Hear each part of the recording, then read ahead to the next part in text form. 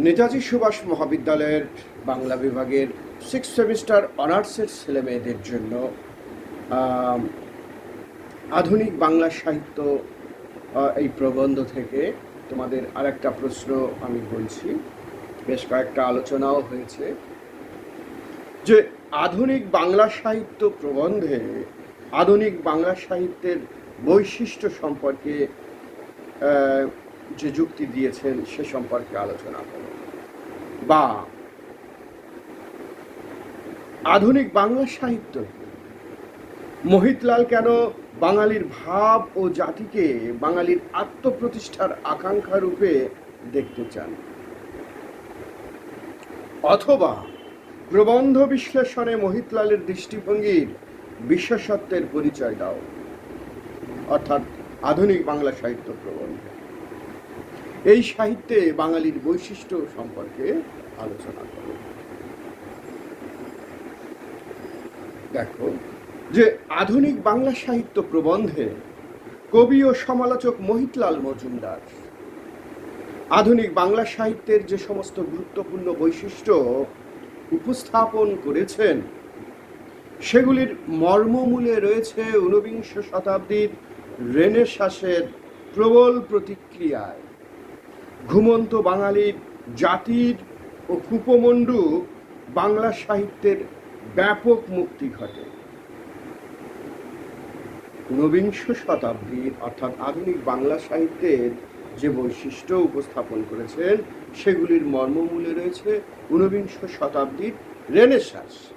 আর এই রেনেসাঁসের প্রবল প্রতিক্রিয়ায় ঘুমন্ত বাঙালি কি হলো না জাগ্রত ঘটল, তার ব্যাপক রূপান্তর ঘটল, ব্যাপক মুক্তি ঘটল। সেটাই মহিতলাল মজুমদার এই প্রবন্ধে বলছেন। আধুনিক বাংলা সাহিত্যের মধ্যে মহিতলাল বিশেষভাবে লক্ষ্য করেছেন ভাব ও চিন্তার জগতে বাঙালির আত্মপ্রতিষ্ঠার আকাঙ্ক্ষা ও স্বরূপ। তার বিশ্বাস সাহিত্যের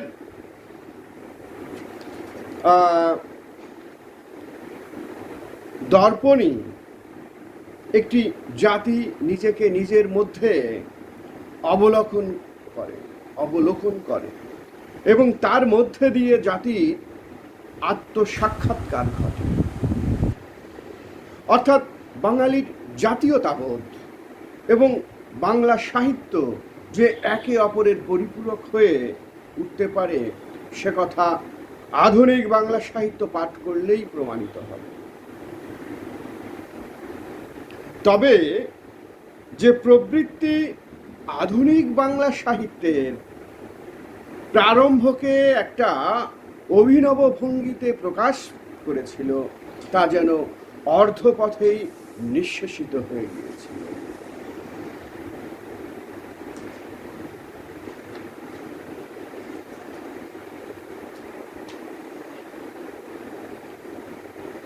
আধুনিক বাংলা সাহিত্য প্রবন্ধে মহিতলাল রেনেসাঁসের যুগের বাংলা সাহিত্যের অর্থাৎ মধুসূদন থেকে রবীন্দ্রনাথ পর্যন্ত বিস্তীর্ণ বাংলা সাহিত্যের যে স্বরূপ ও বৈশিষ্ট্য অনুপুঙ্খভাবে অনুসন্ধান করেছেন সেগুলি আমরা তুলে ধরছি।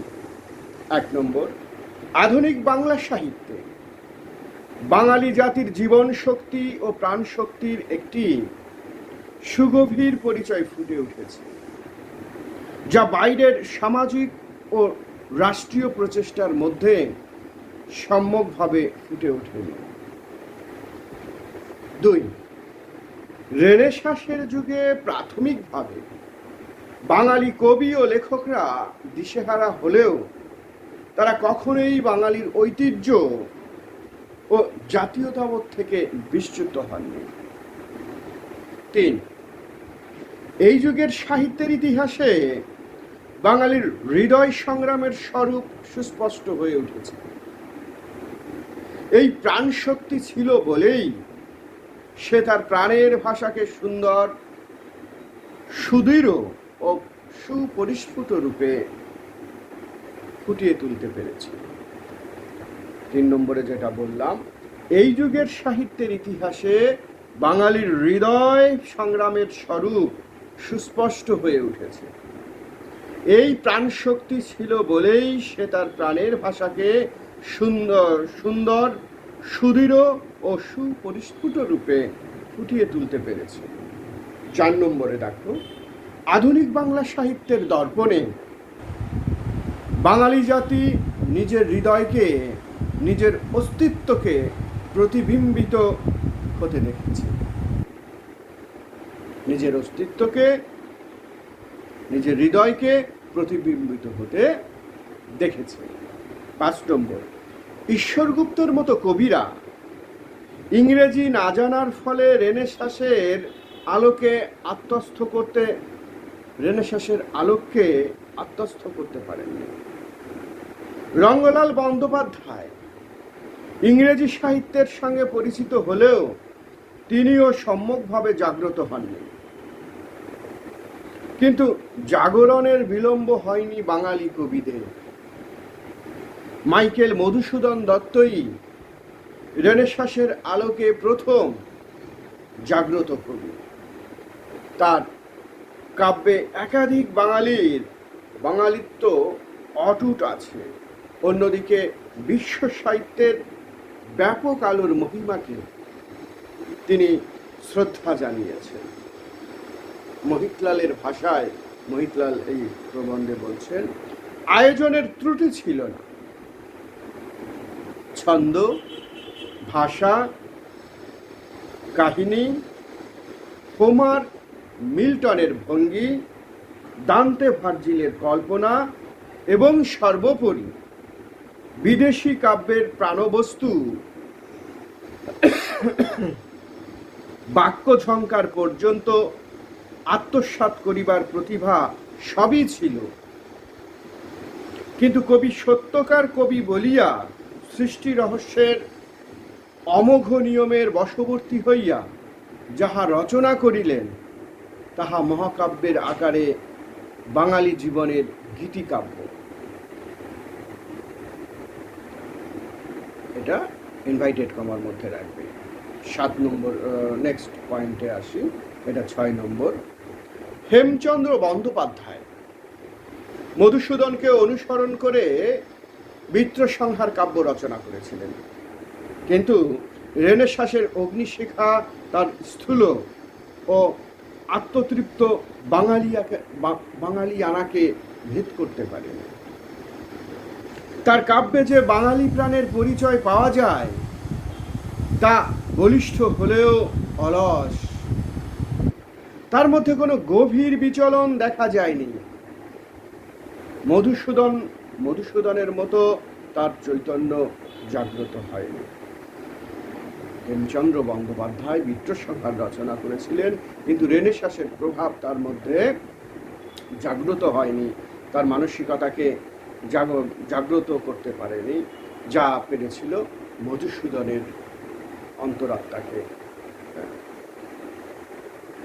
নেক্সট, ত্রয়ী মহাকাব্যের মহাকবি নবীনচন্দ্র সেন ছিলেন অতিশয় আত্মাভিমানী এবং মহৎ আইডিয়ার রূপকার। ইংরেজি শিক্ষার অভিমান ছিল তার নবীন আইডিয়ার ভিত্তিভূমি। তবে তিনি যতখানি অন্ধ আবেগপ্রবণ ছিলেন ততখানি আত্মসচেতন ছিলেন না। ফলে তার ত্রয়ী মহাকাব্য অন্ধ আবেগের স্রোতে ভেসে গেছে। শ্রীকৃষ্ণকে কেন্দ্র করে অখণ্ড ভারতবর্ষ গঠনের পরিকল্পনার মধ্যে যতটা অন্ধ আবেগ আছে ততটা বাস্তব জীবনবোধ ছিল না। নেক্সট, সুরেন্দ্রনাথ মজুমদার সে যুগের দিশাহারা অবস্থার এক পর্যায়ে এক কবি, যিনি ইংরেজির ভাব ও চিন্তার ধারাকে ধীরভাবে আত্মস্থ করতে চেয়েছিলেন। নতুন কালের বিজ্ঞান, দর্শন ও ইতিহাসের আলোকে তিনি নিজের অন্তরের ধারণা ও ভাবনাকে যাচাই করে নিতে চেয়েছিলেন। অষ্টাদশ শতাব্দীর ইংরেজি সাহিত্যের ভাববাদী, যুক্তিবাদী, বুদ্ধিবাদী, বিজ্ঞানবাদী জীবন দর্শনকে তিনি আয়ত্ত করার চেষ্টা করেছিলেন। ফলত তার মধ্যে দেশি ও বিদেশি চিন্তার একটা সচেতন সমন্বয় ঘটেছিল। তিনি হেমচন্দ্রের মতো মহাকাব্য লেখার ব্যর্থ চেষ্টা করেন, আবার নবীনচন্দ্রের মতো মহাকাব্য রচনার নামে ধর্ম, রাজনীতি ও সমাজ সংস্কারে বক্তৃতা দেননি, সমাজ সংস্কারের বক্তৃতা দেননি। নেক্সট, সুরেন্দ্রনাথ মজুমদারের পর রেনেসাঁসের প্রভাব কিছুটা সুস্থিতি লাভ করে। ফলে বিদেশি সাহিত্যের প্রভাবে যে বাংলা সাহিত্যের সৃষ্টি হয়েছিল তা হঠাৎ বিপরীত দিকে প্রবাহিত হল। মহিতলালের ভাষায় সে সাহিত্যের স্রোত উল্টো দিকে বহিল, এ দ্বন্দ্ব যেন তাহার বেশিক্ষণ সহ্য হইল না। প্রাণ হইতে মনে, ভাব হইতে ধ্যানে সে বাস্তব মুক্তির জন্য লালায়িত হইল। নেক্সট, মহাকাব্যের বীর রস ক্রমশ পাণ্ডুর হয়ে গেল। তার পরিবর্তে বিহারীলাল চক্রবর্তীর কাব্যে দেখায় মানে বিবর্ণ হয়ে গেল আর কি। মহাকাব্যের বীর রস ক্রমশ বিবর্ণ হয়ে গেল।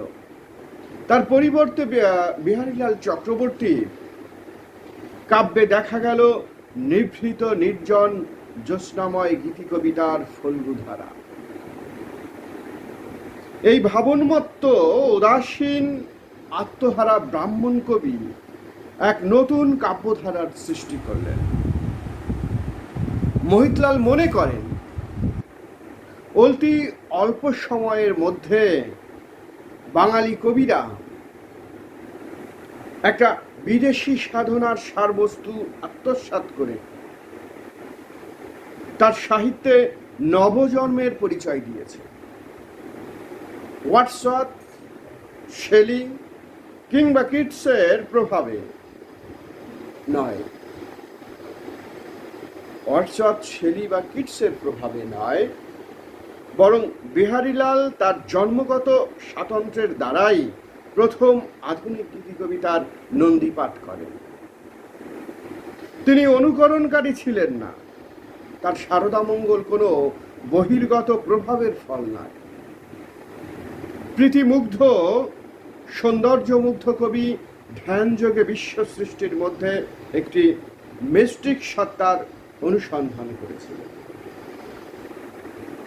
যাই হোক, শেষ পর্যায়ে আমরা বলব, মহিতলাল মনে করেন রেনেসাঁসের প্রভাবে প্রথম দিকে বাঙালির কল্পনা বহির্মুখী হতে চেয়েছিল।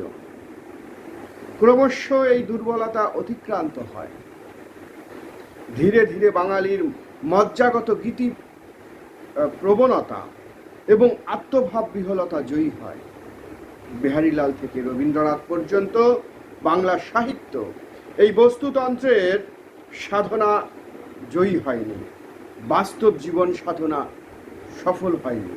ফলত কি লিখেছেন মহিতলাল মজুমদার, দেখো, যে প্রবৃত্তি আধুনিক সাহিত্যের প্রারম্ভকে একটি নতুনত্ব ভঙ্গিতে প্রকাশ করিয়াছিল, তাহা যেন অর্ধপথেই নিঃশেষ হইয়া গেল।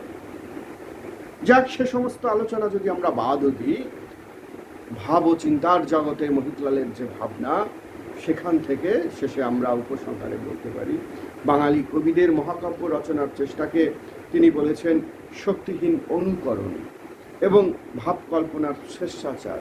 কিন্তু বিহারীলাল বাহ্যত কাউকে অনুকরণ না করে বাইরে থেকে অন্তরের জগতে আশ্রয় নিলেন এবং কাব্য সাধনার ধ্যানযোগে নতুন সৌন্দর্যের অমরাবতী সৃষ্টি করলেন। এর ফলে যাবতীয় দ্বন্দ্বের অবসান ঘটে যায়।